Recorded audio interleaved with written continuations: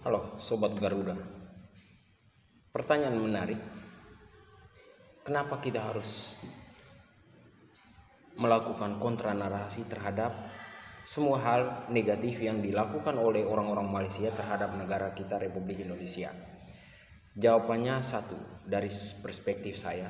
Pertama, bahwa kontra narasi penting untuk dilakukan ketika internet dipenuhi oleh berita-berita dari pandangan yang berbeda dan tidak sesuai dengan sejarah bangsa Indonesia, maka generasi sesudah kita akan menyimpan memori yang tidak tepat. Contoh, mereka katakan bahwa bahasa Indonesia itu sama dengan bahasa Melayu. Ini jelas-jelas menyesatkan. Kenapa? Karena memang tidak sama, jauh berbeda, sangat tidak sama. Ada persamaan, iya, ada persamaan karena akar bahasa Indonesia itu berakar dari bahasa Melayu. Tetapi apakah bahasa Indonesia adalah bahasa Melayu? Jawabannya bukan.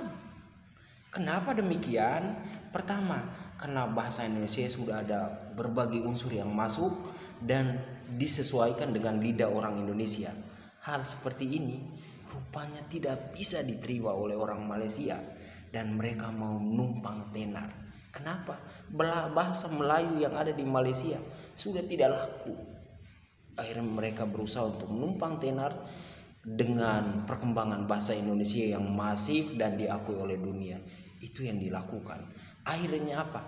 Malaysia melakukan klaim kiri kanan, seolah-olah bahasa Indonesia itu sama dengan bahasa Melayu.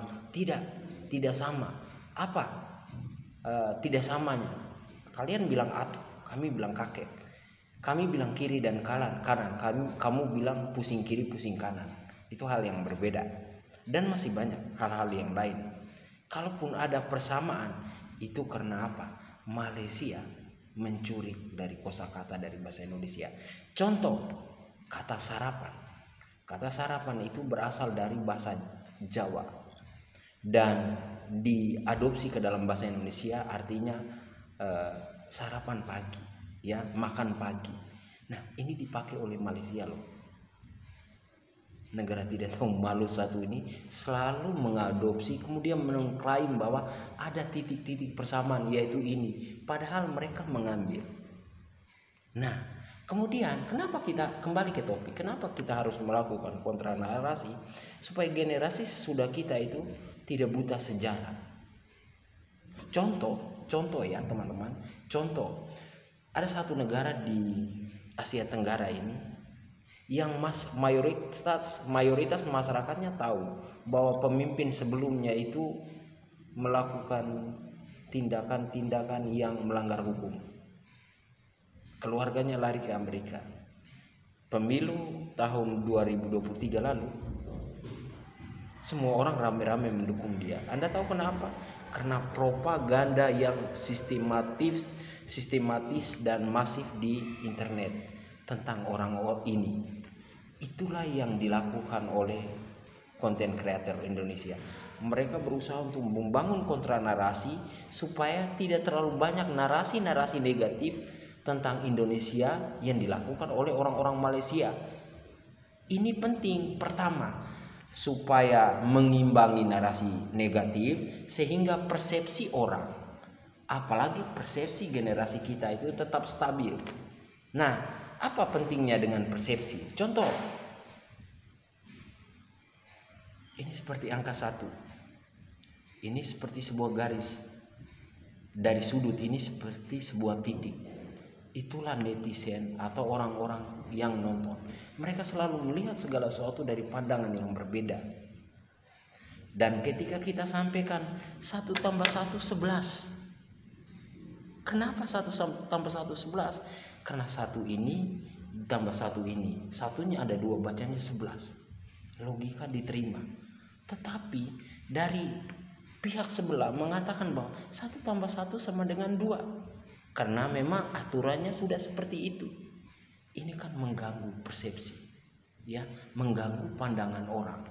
Nah, kalau tidak diimbangi, makin banyak narasi yang cenderung untuk mengkerdilkan negara kita, maka pemahaman ini akan simpan di memori, dan itu akan membuat apa?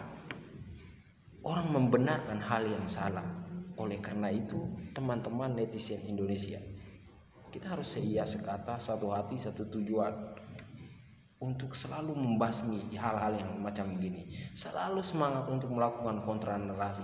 Abaikan kata-kata orang Malaysia yang mengatakan kita serumpun. Itu adalah usaha provokasi, usaha propaganda untuk mengklaim budaya Indonesia. Jangan pernah mendengar.